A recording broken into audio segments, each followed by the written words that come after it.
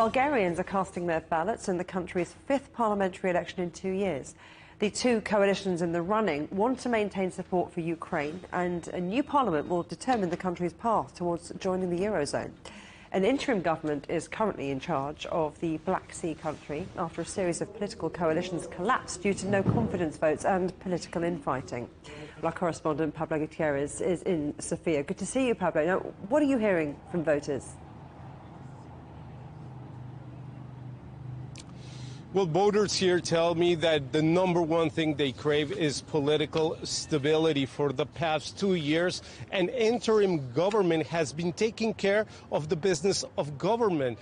Now, the problem with that is that it is limited in its powers. It cannot enact new laws, and it can't even pass a budget. So that has led to frustration. Currently, there are 3 political parties that are ahead. Number one is the GERB, led by the former Prime Minister Boyko Borisov. Now, Boyko Borisov was ousted from power in 2020 after corruption charges were brought against them, corruption allegations. Now, that gave rise to 2 new parties. One is We Continue the Change, and the other one is Democratic Bulgaria.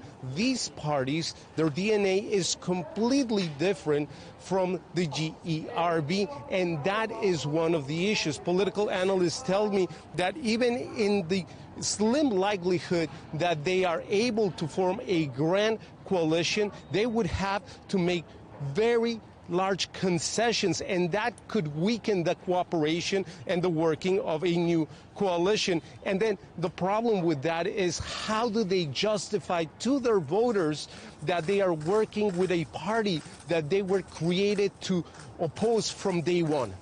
So it's very complicated, but something else I wanted to talk to you about, Pablo, is that paper ballots were reintroduced in this election. I wonder, what are voters telling you about that? How much of a cause for concern has that been?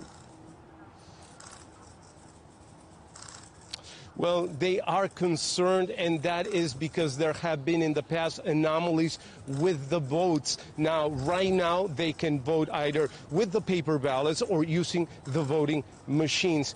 But those paper ballot votes will have to be counted by hand, and according to Bulgaria law, before this election is certified, that they have to be counted twice. So that could delay the announcement of a winner or winners or a coalition at the end of the day. Now, there is exit polling data. The problem with that is that it's been flawed in the past, and some parties have come out and declared themselves winners when they actually weren't. So we're going to see probably on Wednesday afternoon, that is when we expect the Central Election Commission to come out and actually declare a winner in this election.